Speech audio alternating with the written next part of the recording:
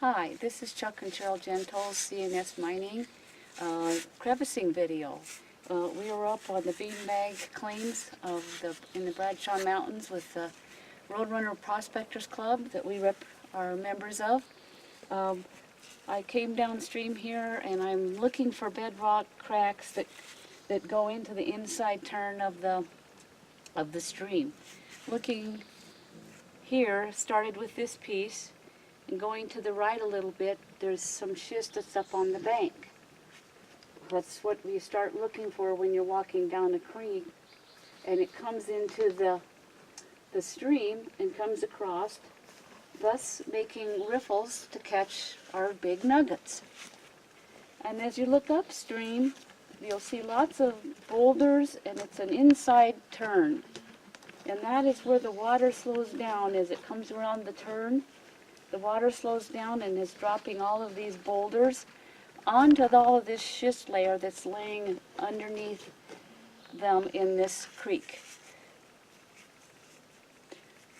I started down on this side because of the turn and some bigger boulders that are upstream a ways. Thus, going down in, the closest point of the bedrock being, I started there and down. I've reached the bottom here, and I'm getting a gravelly material with lots of large and small rocks that of different sizes. This crack here is going down, and once I've gone deep enough here, I'll get a few bigger ones like this, and they are nice because they're heavy. Even though they're not very big, they're very heavy. So that's a good sign. Then I'm digging. As I dig, I pull this out, and it's a piece of metal, some type of a bar, which is always a good sign. If you're finding metal, it's heavier. And it's actually down in the crack here with all of this other material. So if I get a good pan full, fill it pretty full. I'm using a 1/4-inch screen, and as I get it's enough where I think it's a good point, I will go and pan it downstream in this little mud hole. So let's get ready and let's go see what was in this little hole. Not moving much material, but right in here, if you can zoom in and see, this bedrock is going down. And all of this material has come and dropped in here and come around here. This was the last flood, and it has washed out a lot because it was running pretty fast water. And it's went around this bedrock and goes downstream. And thus being, both sides came to a V down there at the point on the bottom. And just before the mud puddle, there's a lot of boulders and rocks and material that stop there. So that would be another good point of a place to crevice, or if that had enough water in that pond, you could run your dredge. And with the spray down bar, it makes it really easy. So, okay, I'm going to take my pan and go down to the... Okay, so I'm setting it down in the water, hanging on to both sides of the pan, really classifying the rocks so that you can get the mud off of these rocks. You want to wash them really good because lots of times a little piece of gold will stick to the backside of these rocks, and you take it and throw it without washing it or looking, you could lose a little flake. So I'll continue washing.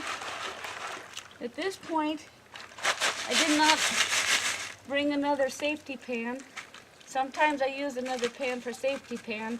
It kind of teaches you to pan, and you're not so fearful of losing any gold if you're a first timer that you just want to come down and pan at the creek. So looking over these, holding them over the pan, the gold pan, my screen, I'll pick them up and look at them and look for the big nugget, which would be awesome to find in this stream. That's what gold prospecting is all about, is finding that big one. So I don't see any that look to be. Sometimes you can set it over off to the side and you can pan those off. And if there is a big piece, even a smaller flake, you'll pan it out. So panning, I just keep it in the water, keep your riffles to the front of the pan, the front being there. Slowly start swirling and tip as you start to move the material off. Always be able to see the edge of your pan. That way you can watch the material go off, and if you get nervous, just bring it back flat and classify it some more, and then start tipping. Bring your hands to the back of the pan. Slowly, just kind of an ocean wave, bring it in and out. In and out. Classify again. Be really aggressive with your water and always able to see your pan's edge so you know your material is staying in your pan. Tipping again. I use an ocean wave coming in and out, in and out. I like to watch the back of my pan.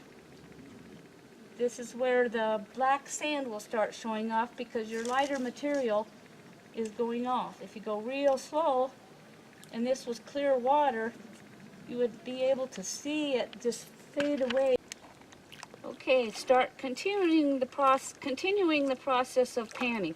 I do an ocean wave effect, coming in and out lightly.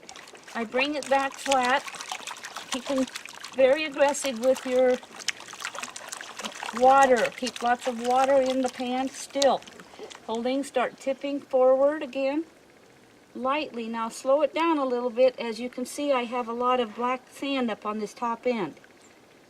So if this was clear water, you would actually see just the fines just floating off into the water. I do that 3 or 4 or 5 times. Bring it back again. Keep aggressive with your water in the pan. Okay, tipping again. We're going to just kind of bring it up. I can always see the edge of my pan, so I can see the amount of material that's going off. Now, even a small, tiny flake will stay in there. You can always just keep it back flat and then slowly tip, so you're actually keeping the material on your riffles. The fines will everything will sit in that back riffle, and just slowly bring it off. Bring it back again.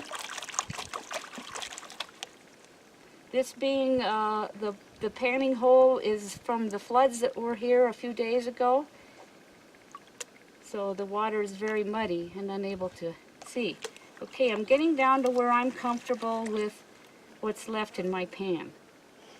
And now I'll just bring it forward, a little bit of water in it, bring it all back down, and keep it up. Enough water in there so you keep your material up on the top end of your pan. Some people like a lot more water, and this is not real clear water, so we're not able to see as well. So bringing the water to the back side of your pan, your material to the top side where the riffles are, you're going to slowly let the water come around and start looking on your right hand side. Since I swirl my material, and when I'm classifying, my material goes that way, my gold is usually laying on this right side.